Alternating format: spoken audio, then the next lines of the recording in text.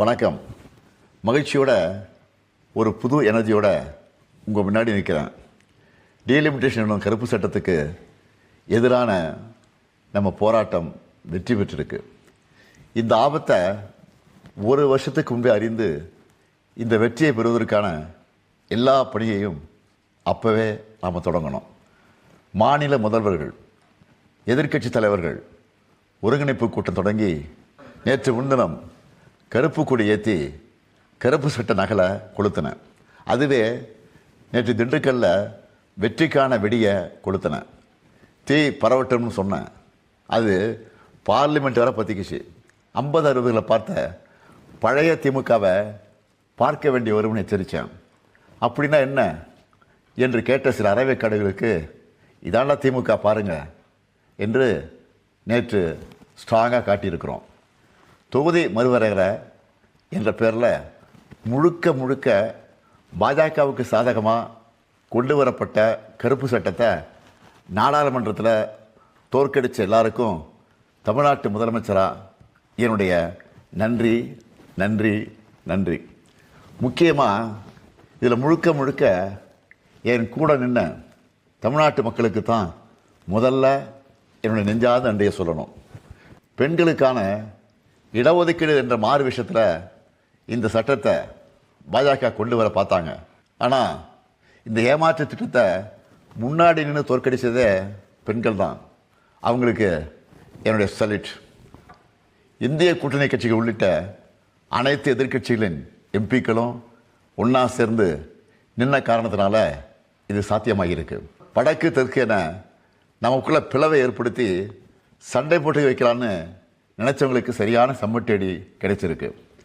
12 ஆண்டுகளில் முதல் முறையாக பிரதமர் மோடி அரசு கொண்டு வந்த அரசியலமைப்பு சட்டத்திருத்த மசோதா தோல்வி அடைஞ்சிருக்கு. இது தொடக்கம்தான். பாஜக இனி நாடு முழுக்க பெறப்போகிற தோல்விக்கான தொடக்கம் இது. எதிர்க்கட்சிகளின் ஒற்றுமைகளுக்கான தொடக்கம் இது. நாம் ஒன்றுபட்டால் வெற்றி உறுதி என நான் தொடர்ந்து சொல்லி வந்தேன். அது உண்மை என காட்டியிருக்கும் தொடக்கம் இது. இந்த நேரத்தில் நேற்று நாடாளுமன்றத்திலையும் மக்கள் மன்றத்திலையும் பெண்கள் இடஒதுக்கீட்டுக்கும் இந்த மசோதாவுக்கும் எந்த சம்பந்தமும் இல்லை.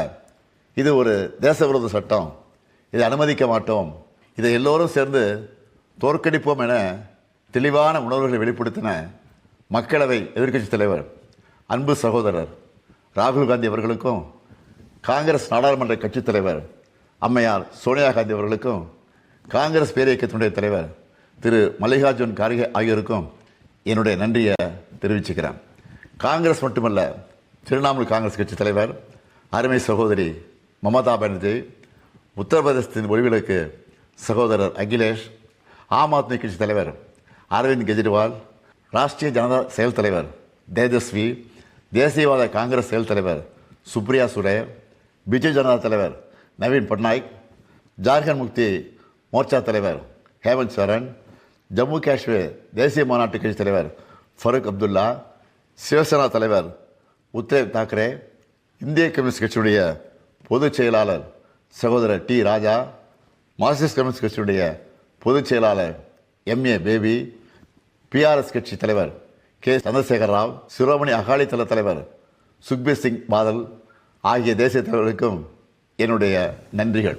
அதுவும் தொடக்கத்திலிருந்தே இந்த முயற்சியில் என்னுடைய கரங்களை வலுப்படுத்தின நம்முடைய திராவிட உடன்பிறப்புகளான தோழர் பினராயி விஜயன், சகோதரர் ரேவந்த் ரெட்டி, மரியாதைக்குரிய சித்தராமையா, நண்பர் TK சிவகுமார் ஆகியோருக்கும், தமிழ்நாட்டில் இருக்க நம்முடைய கொள்கை தோழமைகளான மதச்சார்பற்ற முற்போக்கு கூட்டணி கட்சி தலைவர் அனைவருக்கும் என்னுடைய நன்றிகள். இப்போ நாம் பெற்றிருப்பது பாதி வெற்றி தான். 2001ஆம் ஆண்டில் செஞ்ச மாதிரியே இப்போ அடுத்த 25 ஆண்டுகளுக்கு, அதாவது 2051 வரை தொகுதி எண்ணிக்கையை மறுவரையறை செய்கிறத தள்ளி வைக்க அரசியலமைப்பு சட்டம் திருத்தம் கொண்டு வரணும். அது மட்டுமல்ல, பெண்களோட இடஒதுக்கீட்டுக்காக 2023ஆம் ஆண்டே நாம் ஆதரித்து நிறைவேற்றின சட்டத்தை எந்த நிபந்தனையும் இல்லாமல் பாஜக அரசு உடனடியாக இப்போ இருக்கிற உறுப்பினர்கள் எண்ணிக்கைக்கே அமல்படுத்துகிறோம். அதுதான் முழு வெற்றியாக அமையும். அதுக்காக போராடுவோம்.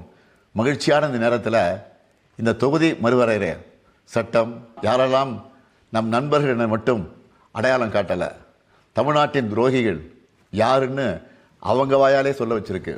அப்படி துரோகம் செஞ்ச பழனிசாமியின் அடிமை கும்பலுக்கு தேர்தலுக்கு முன்னாடியே படுதோல்வி கிடைச்சிருக்கு. பழனிசாமி டெல்லியோட ஏஜென்ட் என்பது மீண்டும் நிரூபணமாகியிருக்கு.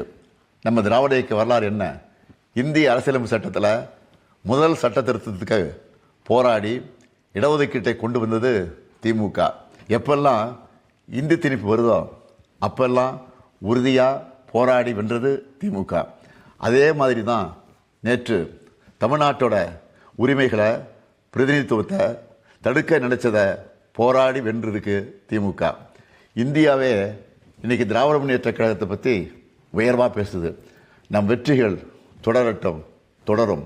தமிழ்நாட்டு மக்களை சொந்த நாட்டிலேயே அகதிகளாக்க பார்த்த பாஜகவுக்கும் அவர்களுடைய ஏவல் அடிமைகளான அதிமுகவுக்கும் 2026 சட்டமன்ற தேர்தலில் மறக்கவே முடியாத மாபெரும் தோல்வியை கொடுப்போம். வெல்வோம் ஒன்றாக. நன்றி, வணக்கம்.